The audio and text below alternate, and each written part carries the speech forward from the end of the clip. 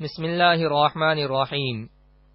صرف 5 منٹ کا مدرسہ قرآن و حدیث کی روشنی میں 154واں دن 4 جمادی الثانیہ۔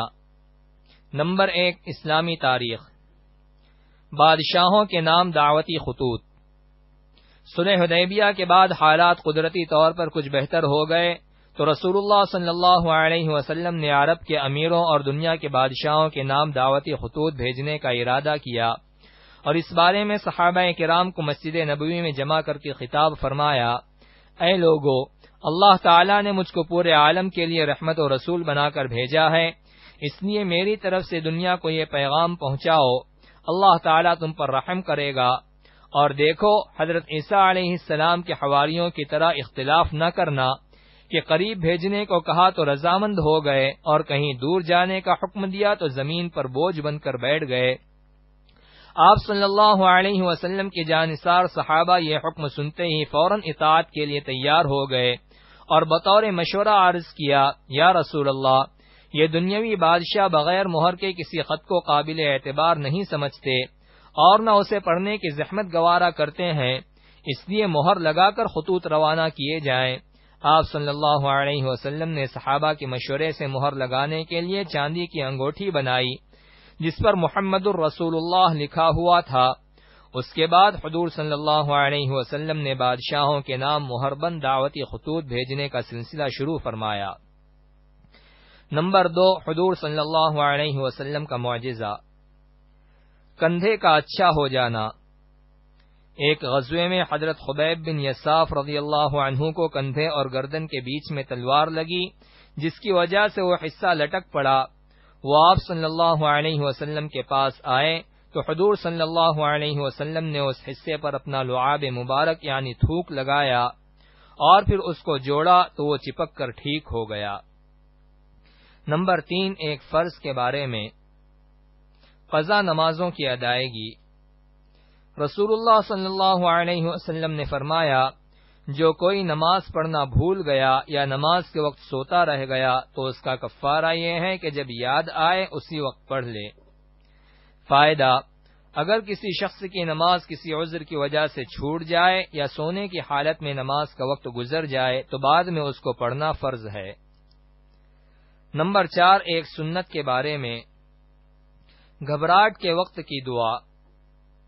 رسول اللہ صلی اللہ علیہ وسلم گھبراہٹ کے وقت یہ دعا سکھاتے تھے: اعوذ بکلمات اللہ التامۃ من غضبہ ومن شر عبادہ ومن ہمزات الشیاطین وان یحضرون۔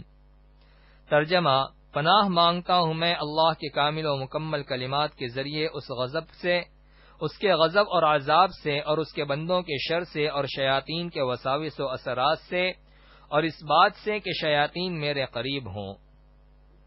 نمبر 5 ایک اہم عمل کی فضیلت، اہل و عیال پر خرچ کرنا۔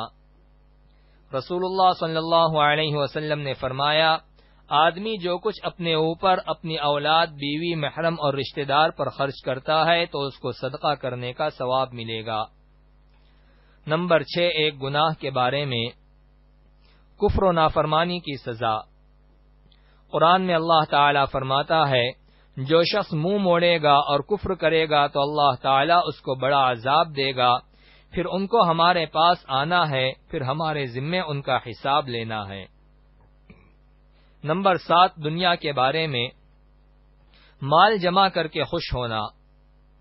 قرآن میں اللہ تعالیٰ فرماتا ہے: جو شخص انتہائی حرص و لالچ سے مال جمع کرتا ہے اور پھر وہ خوشی سے اس کو بار بار گنتا ہے اور سمجھتا ہے کہ اس کا یہ مال اس کے پاس ہمیشہ رہے گا، ہرگز نہیں رہے گا، بلکہ اللہ تعالیٰ اس کو ایسی آگ میں ڈالے گا جو ہر چیز کو توڑ پھوڑ کر رکھ دے گی۔ نمبر 8 آخرت کے بارے میں، کافروں کی حالت۔ رسول اللہ صلی اللہ علیہ وسلم نے فرمایا: کافر اپنی زبان کو 1 یا 2 فرسخ یعنی تقریباً 12 کلومیٹر تک زمین پر گھسیٹتے ہوئے چلے گا، لوگ اس کو رونتے ہوئے اس پر چلیں گے۔ نمبر 9 طب نبوی سے علاج، آپریشن سے پھوڑے کا علاج۔